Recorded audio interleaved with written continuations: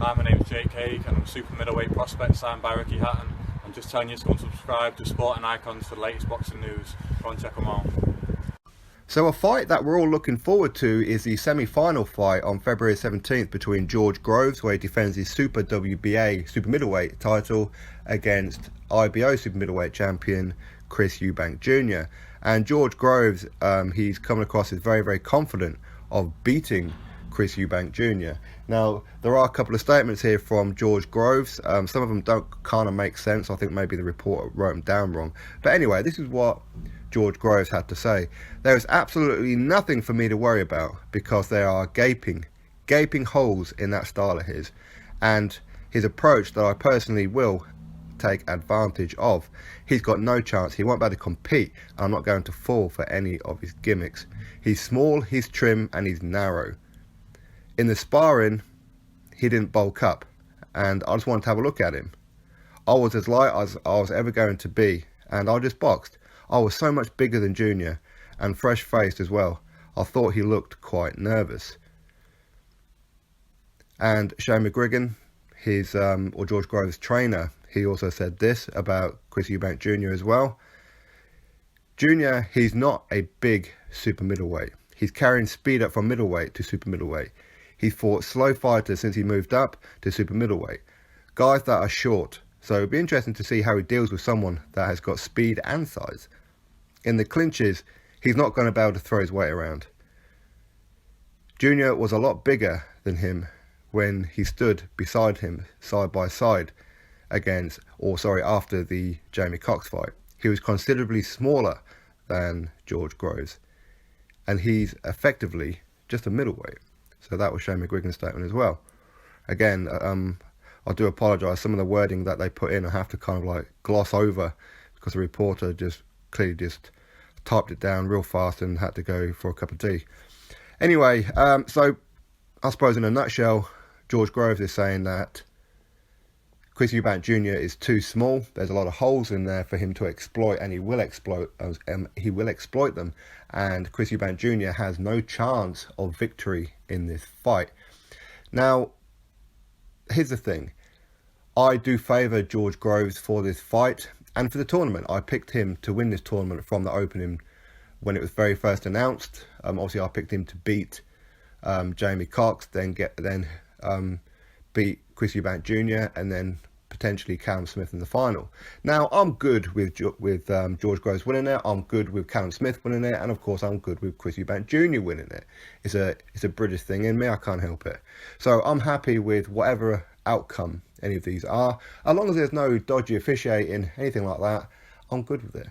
So, I mean, George Groves is definitely the bigger guy, no doubt about it, but can he take the barrage of punches that Chris EUBANK Jr. throws? And that will be to the advantage, where I think in this fight for Chris EUBANK Jr., where he will pepper him often.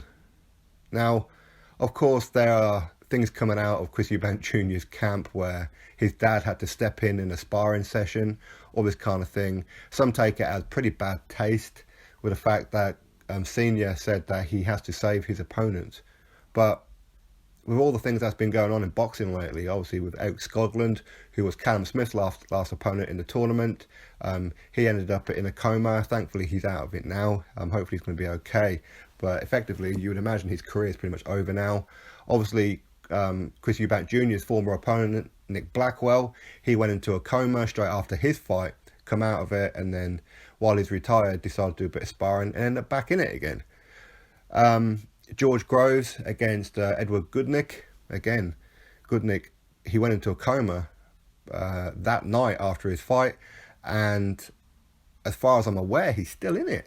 I have no idea if he's even come out of that coma yet. The last time I heard was probably 4 or 5 weeks ago or something, and he was still in it because George Groves was saying that he's still praying for him. So I'm presuming that he's still in the coma. And obviously there has been other deaths as well. Chris EUBANK Sr., he's been in some pretty horrendous battles himself. And of course, with Michael Watson, we all know what happened with that one. And of course, Nigel Benn with Jared McLennan.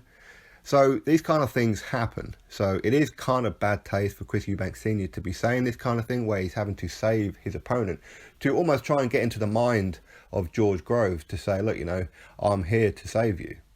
And George Groves is fully aware of what he's trying to do. And it is kind of bad taste, I suppose, but there again, depends on what angle you look at it.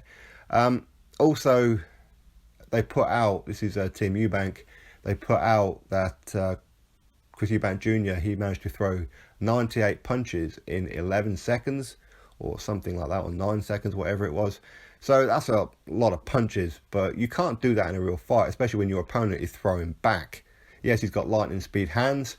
Chris Eubank Jr. has the style that Senior has told him to adopt, because when he fought Joe Calzaghe all those years ago, Chris Eubank Sr. realised that when you're being peppered constantly, it's hard for the judges to see exactly what lands and what doesn't, so they ultimately give the person throwing a whole barrage of punches around, which is what they've done with Joe Calzaghe.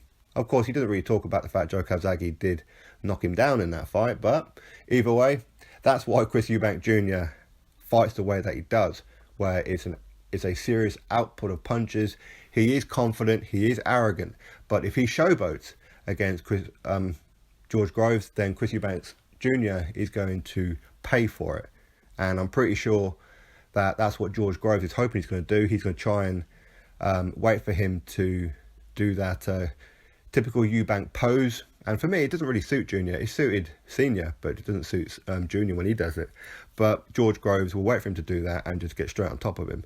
He will outmuscle him, no doubt. So when it does come to the clinches, George Groves will throw him around like a rag doll, no doubt about it. But of course, on the outside, Chris Eubank Jr., he'll just be throwing punches and very, very fast on his feet as well. And we do know that he does have a very good chin. He can take it. We have seen George Groves dropped and, of course, knocked out, especially in the rematch against Carl Froch. Again, the first fight against Carl Froch, I was one of those people who I had George Groves winning that fight, and the referee stopped it prematurely.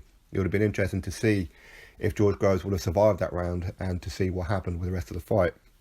But it is what it is, that's history. So George Groves has been on the big occasion. He's been on the losing end. He knows how it feels. Obviously, he lost to Badu Jack.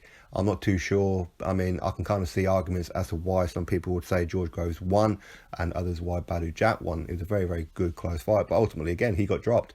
So George Groves knows what it's like to hit the canvas. Chris Eubank Jr.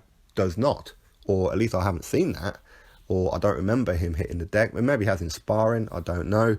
He says that he's got his father's granite chin, and so far I have no reason to disbelieve that, because I haven't seen him rocked. I haven't really seen him hurt. I'm not too keen on the whole arrogance thing. I think his coach, his trainer, he's pretty much his waterman, and that's not good. I find it very, very disrespectful, considering that he trained and coached Chris Eubank Sr. and he's treated like he's nothing, like he's not important. Now, maybe behind closed doors it's totally different, and the message that Team EUBANK are putting out is a false one to make it look like Chris Eubank Jr. does all his own training and fights his own way. He knows what he's doing, but secretly behind closed doors he's being told and he's being trained. You would certainly hope so, because nobody's that good. Nobody. So I think it's a very interesting fight, very close fight, and as I said, I am currently going with George Groves to win this one, purely because I picked him from the opening of the tournament before Chris Eubank Jr. was even in the tournament, when he was due to fight Arthur Abraham, and then the winner would enter it. So I'm going to stick with my previous prediction, but as I said, I'm not against Chris Eubank Jr. Winning this fight and ultimately winning the tournament, just like I'm not against Callum Smith also doing it. I don't particularly want Jürgen Bremer to do it because he's German. Obviously, I support British, and no, it's got nothing to do with any kind of history. It's just that I support British. That's pretty much what I do. So, very, very interesting fight. I'm looking forward to it. I know you guys are too. Let me know who you believe is going to win this fight and why are they going to win this fight. Are you going to go with the speed and the durability of Chris Eubank Jr., or are you going to go for the rough toughness and experience, if you like, of George Groves? Drop your comment below, click that thumbs up, subscribe, and I'll catch you on the next video.